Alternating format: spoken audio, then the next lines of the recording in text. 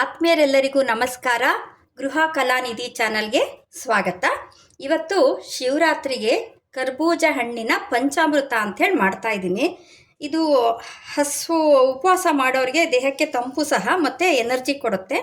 ಕರ್ಬೂಜ ಹಣ್ಣು ಬೀಜ ತಿರುಳು ಸಿಪ್ಪೆ ತೆಗೆದು ಸಣ್ಣದಾಗಿ ಹೆಚ್ಚಿಟ್ಕೊಂಡಿರೋವಂಥದ್ದು, ಹಸಿ ಕಾಯಿ ತುರಿ, ಗೋಡಂಬಿ, ಗಸಗಸೆ, ಯಾಲಕ್ಕಿ, ಜೇನುತುಪ್ಪ, ಚಿಟಿಕೆ ಉಪ್ಪು, ಜೊತೆಗೆ ಬೆಲ್ಲ. ಇದು ನೋಡಿ, ನಮ್ಮ ಮಲೆನಾಡು ಬೆಲ್ಲ. ನಾವು ಇದನ್ನು ಡಬ್ಬಗಟ್ಟಲೆ ತಂದಿಟ್ಕೊಳ್ತೀವಿ.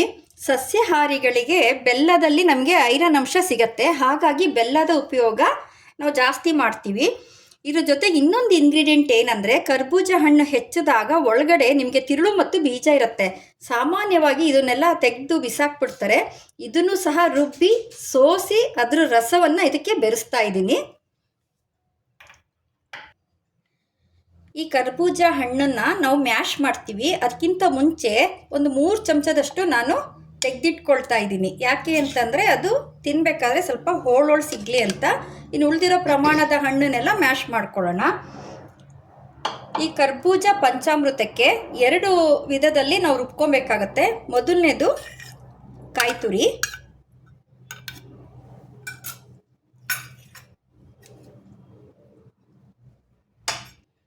ಕಾಯಿ ತುರಿಗೆ 5 ಯಾಲಕ್ಕಿ ಹಾಕಿದ್ದೀನಿ. ಇದಕ್ಕೆ ಗೋಡಂಬಿ, ಗಸಗಸೆ ಒಂದು ಅರ್ಧ ಚಮಚದಷ್ಟು, ಗೋಡಂಬಿ ನಿಮ್ಮ ಇಷ್ಟದಷ್ಟು ಹಾಕ್ಕೊಬೋದು.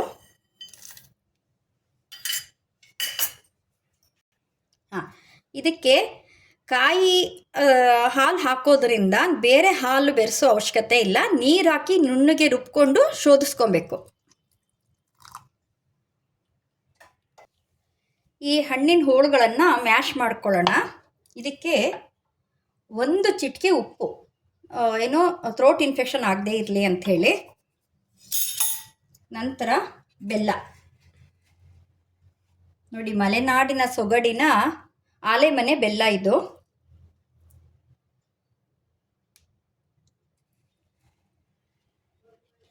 ಮೂರು ಚಮಚ ಬೆಲ್ಲ ಹಾಕಿದ್ದೀನಿ. ಇದನ್ನು ಮ್ಯಾಶ್ ಮಾಡ್ಕೊಳ್ಳೋಣ. ಇಲ್ಲಿ ನಾನು ಪಂಚಾಮೃತ ಅಂತ ಹೇಳಿದೆ.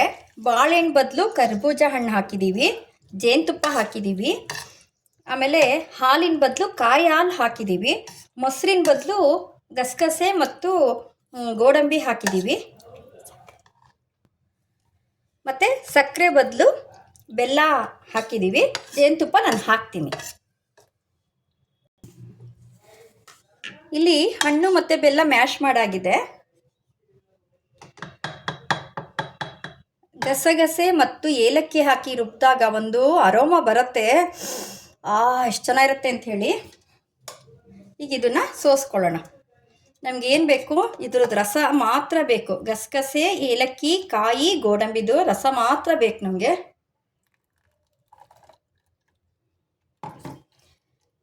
ಈ ಗಸಗಸೆ, ಕಾಯಿ, ಈ ಚರಟ ಏನಿದೆ ಅದನ್ನು ಬೇರೆ ಒಂದು ಅಡುಗೆಗೆ ಬಳಸ್ಕೊಬೋದು. ಶೋಧಿಸಿದ್ದಾಯಿತು. ಈಗ ನಾನು 2 ಸ್ಟೆಪ್ಪಲ್ಲಿ ರುಬ್ಕೊಳ್ಳೋದಿದೆ ಅಂತ ಹೇಳಿದ್ನಲ್ಲ. ಇವಾಗ ಹಣ್ಣಿನ ತಿರುಳಿನ ಬೀಜ ಮತ್ತು ತಿರುಳು, ಇದು ಮೇಯ್ನು. ತುಂಬ ಜನಕ್ಕೆ ಇದು ಗೊತ್ತಿರಲ್ಲ. ಇದು ನನ್ನ ಓರ್ಗಿತ್ತಿ ಹೇಳ್ಕೊಟ್ಟಿರೋದು. ಇದನ್ನು ರುಬ್ಬಿ ಸೋಸ್ಕೊಳ್ಳೋಣ. ರುಬ್ಬಾಗಿದೆ. ಕರ್ಬೂಜ ಹಣ್ಣಿನ ಬೀಜದ ಸತ್ವ, ತಿರುಳಿನ ಸಾರ ಎರಡೂ ಇದೆ.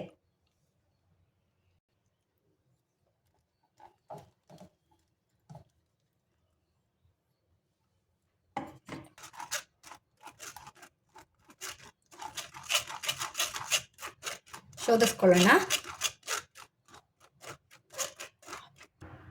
ನೋಡಿ, ಈ ಥರ ಚರಟ ಬರುತ್ತೆ. ತೆಗೆಯೋಣ. ಇವಾಗ ಹಣ್ಣುಗಳು ಹೋಳು ಎತ್ತಿಟ್ಟಿದ್ದೀವಲ್ಲ ಅದನ್ನು ಹಾಕ್ಕೊಳ್ಳೋಣ. ಕೊನೆಯಲ್ಲಿ ಜೇನುತುಪ್ಪ. ಇದು ಸಹ ಊರ ಕಡೆದು, ಸಿಹಿ ಜಾಸ್ತಿ ಇರುತ್ತೆ. 1 ಚಮಚ ಸಾಕು ನಮಗೆ.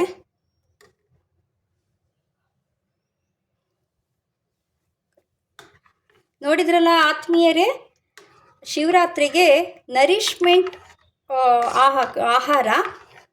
ಕರ್ಬೂಜ ಹಣ್ಣಿನ ಪಂಚಾಮೃತ. ಈ ವಿಡಿಯೋ ಇಷ್ಟ ಆಯಿತು ಅಂದರೆ ಲೈಕ್ ಮಾಡಿ, ಶೇರ್ ಮಾಡಿ, ಸಬ್ಸ್ಕ್ರೈಬ್ ಮಾಡಿ. ಧನ್ಯವಾದಗಳು. ಇದನ್ನು ತಿನ್ನಲೂಬಹುದು, ಕುಡಿಲೂಬಹುದು.